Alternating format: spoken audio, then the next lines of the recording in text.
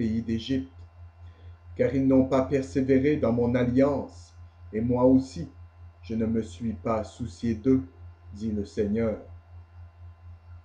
Mais voici l'alliance que je ferai avec la maison d'Israël après ces jours-là, dit le Seigneur.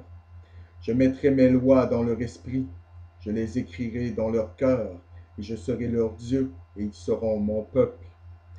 Aucun n'enseignera plus son citoyen, ni aucun son frère, en disant, connais le Seigneur, car tous me connaîtront, depuis le plus petit jusqu'au plus grand d'entre eux. Les citations ci-dessus, à partir de l'épître de Paul aux Hébreux, ne sont pas disposées comme elles sont présentées ici. Et vous savez pourquoi, mesdames et messieurs? Parce qu'ils faussent et ils mentent et ils manipulent en fonction de leur propre agenda et leur propre fin pour mener ceux qui entrent dans leur loge ne sachant rien par le nez, menés par la corde avec le poignard à leur cœur. À chaque degré, on leur dit un mensonge différent et la plupart, tout au long de leur vie, ne savent jamais la vérité. Je continue. Il est nécessaire de reconstituer intelligemment le récit de la Bible ensemble afin que nous puissions obtenir un aperçu de l'évolution future qui a été esquissée par les hiérarques divins pour constituer notre évolution. Maintenant, avez-vous entendu ce qu'il a dit, mesdames et messieurs? Il est nécessaire de reconstituer intelligemment le récit de la Bible ensemble afin que nous puissions obtenir un aperçu de l'évolution future qui a été esquissée par les hiérarques divins, non pas Dieu, pour constituer notre évolution. En d'autres termes, ils prennent ce qui favorise leur cause, hors contexte, et rapiècent cela ensemble pour convenir à leur propre fin. Rappelez-vous de leur principe. La fin justifie les moyens. Et je continue. La compréhension de ce plan est essentielle à la compréhension de la relation cosmique de la franc-maçonnerie et du catholicisme. Elle est également nécessaire pour apprécier pleinement l'objectif de la mère de fonte et pour apprendre comment rendre intelligemment ce merveilleux alliage. Comme le dit Paul, ces choses sont difficiles à expliquer, mais nous ferons une tentative pour présenter le mystère de Melchisédek et de la mère de fonte dans un langage simple, de sorte que nous arrivions à aider, dans le but exprimé de la Bible, à éclairer tous les hommes, de sorte que tous reconnaissent du plus petit au plus grand ce qu'est le but de l'évolution, et ainsi leur donner une chance de s'aligner sur la tendance des événements cosmiques. Maintenant, mesdames et messieurs, je dois vous dire que j'ai lu la Bible non pas une fois, non pas deux fois, mais plusieurs fois. Et je ne trouve aucune mention de l'évolution nulle part dans ces pages. Elle parle d'une création. Commencez-vous à comprendre ce que je suis en train de vous dire? Commencez-vous à comprendre la profondeur des mensonges, de la tromperie et de la manipulation de ces personnes? Permettez-moi de continuer, parce que vous allez comprendre si vous n'avez pas compris jusqu'à maintenant. Pour comprendre le mystère de Melchisédek, nous devons revenir aux époques antérieures du séjour de l'homme sur la terre, à un âge qui est appelé époque hyperboréenne. La terre était alors dans un état extrêmement chaud. L'homme émergent était alors bisexué, homme-femme, comme beaucoup de plantes actuelles, et il ressemblait aussi aux plantes dans son inertie et son manque de désir et d'aspiration. À cette époque, l'homme était la tutelle docile des hiérarques divins qui le guidaient physiquement, ceux-ci étant appelés obscurément dans la Bible roi d'Édom. Plus tard, au cours de l'époque lémurienne, lorsque le corps humain s'était cristallisé et condensé un peu plus, l'humanité a été physiquement divisée en deux sexes.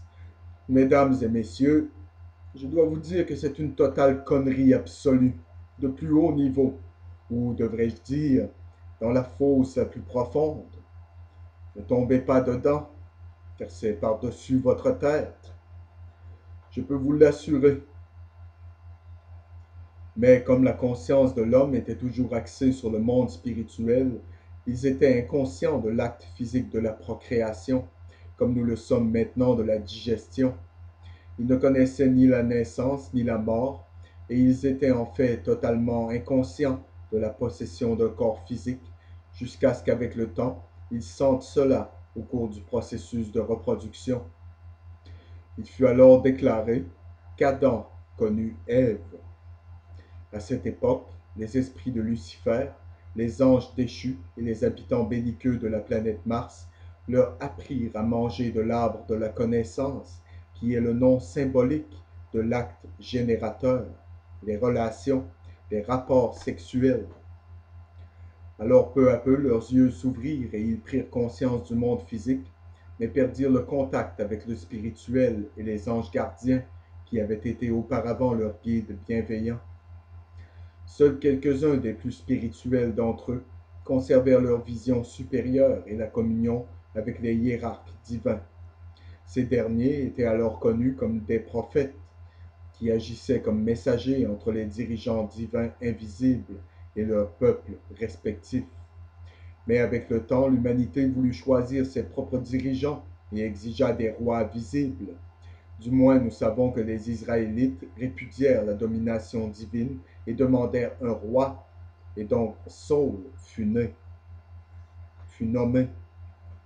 Puis le double office de souverain et de prêtre, y compris le leadership spirituel et temporel, fut également divisé, parce que nul homme suffisamment versé dans les affaires du monde pour remplir les fonctions de roi efficacement avait été jugé assez saint pour entreprendre également la direction spirituelle de ses frères et vice-versa.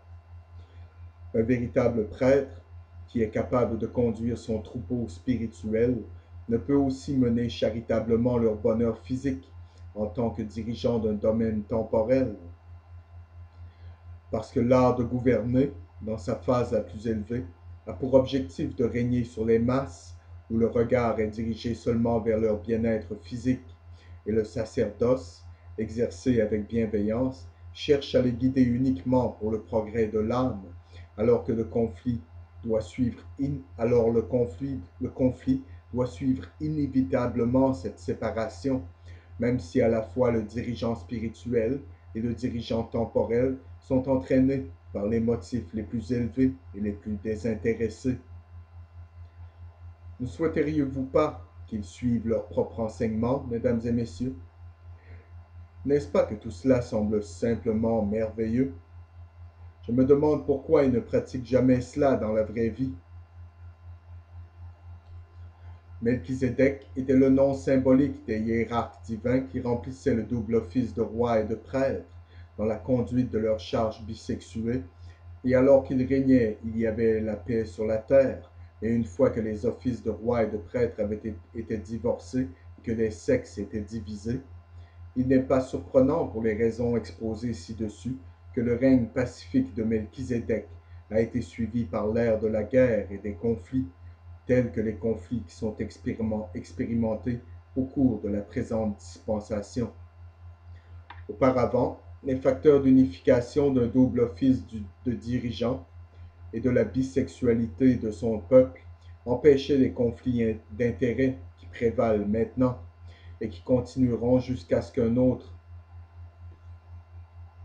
dirigeant divin doive se présenter pour incarner dans sa propre personne les qualifications du double office de roi et de prêtre selon l'ordre de Melchizedek, et jusqu'à ce que la reproduction sexuée soit abolie. Dans ce contexte, il est important que le récit biblique commence dans le Jardin d'Éden, où l'humanité était hermaphrodite et innocente. Puis dans le chapitre suivant, on nous parle de la division des sexes, de la transgression du commandement de ne pas manger de l'arbre de la connaissance et de l'infliction de la peine, la parturition douloureuse et la mort rapide. Dès lors, l'Ancien Testament parle de la guerre, la lutte et les conflits, et dans le dernier chapitre prophétise qu'un soleil de justice se lèvera avec la guérison dans ses ailes. Ensuite, le Nouveau Testament s'ouvre avec un récit de la naissance du Christ qui proclamant un royaume des cieux qui doit être établi. Il est plus tard nommé roi et prêtre selon l'ordre de Melchizedek, unissant en lui-même le double office. Mais c'est faux, parce que le Christ a toujours refusé la couronne. Des royaumes lui ont été offerts, une couronne lui a été offerte par Satan dans le désert et il a refusé. On dit aussi que dans le ciel, il n'y aura ni de mariage, ni de don en mariage, car le soma psychikon, ou le corps spirituel, dont Paul nous dit qu'il est le véhicule que nous allons utiliser dans le royaume des cieux, dans le premier épître aux Corinthiens, chapitre 15, n'est pas sujet à la mort ou à la décomposition. Par conséquent, il n'y aura pas de mort, et la naissance d'organismes tels que ceux engendrés dans le mariage serait superflue, car Paul nous dit que la chair et le sang ne peuvent hériter du royaume de Dieu. Ainsi, le mariage ne sera pas nécessaire. Le choc des intérêts dus à la convoitise du sexe et à l'amour du pouvoir disparaîtront, et l'amour des âmes seront sanctifiés par l'esprit de paix. Maintenant, si vous êtes intelligent et si vous écoutez attentivement, vous pouvez voir à l'œuvre dans le monde d'aujourd'hui les forces tentant d'amener ces choses. Les bébés éprouvettes, l'approbation et l'encouragement de l'homosexualité, la dissolution de la famille. Ces choses sont faites selon un plan caché, et si nous ne faisons pas attention, nous allons être aspirés au milieu de cela, comme un brin de paille dans l'œil d'une tornade. Et je continue.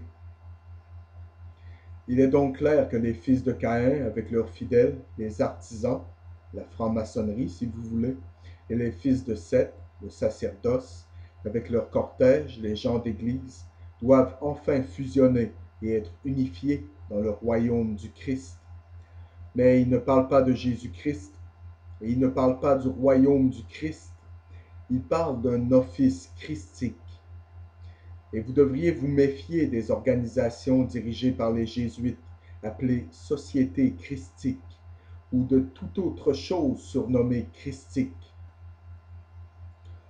Nous avons déjà vu comment Hiram, le fils de la veuve, quitta son père, l'esprit luciférien Samaël, après le baptême du feu dans la mer de fonte, et comment il reçut la mission de préparer la voie pour le royaume parmi les fils de Caïn, ses frères, dans le développement de leur art et de leur métier comme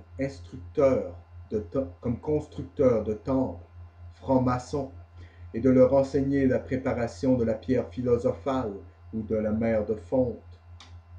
Par conséquent, en outre, les fils de Seth physiquement négatifs doivent apprendre à quitter leur père, Jéhovah, et naturellement le premier à franchir le pas doit être une grande âme.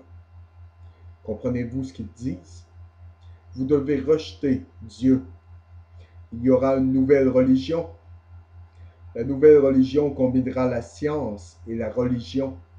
Ce sera la religion de l'humanité universelle, la religion humaniste, où l'homme lui-même deviendra Dieu. Comme la compétence superlative des fils de Caïn a été concentrée dans Hiram au moment de son baptême du feu, de sorte la sublime spiritualité des fils de Seth a été centrée sur Jésus au moment de son baptême dans les eaux du Jourdain. Quand il se leva de ces eaux, il était dans la même position que Hiram sortant du feu. Chacun avait quitté son père respectif, Jéhovah et Samaël, et chacun était prêt à servir le Christ. Comprenez-vous maintenant? Ils disent que Jésus a quitté son Père, non pas qu'il est le Père incarné dans la chair, mais qu'il a quitté son Père, qu'il était un grand maître, et que Hiram et Jésus, ayant tous deux quitté leur Père, étaient maintenant prêts à servir le Christ. Non pas que Jésus était le Christ, mais l'Esprit du Christ. Par conséquent, l'Esprit du Christ avait été vu lors du baptême descendant dans le corps de Jésus, qui a été habité et utilisé par le Christ lors de son ministère.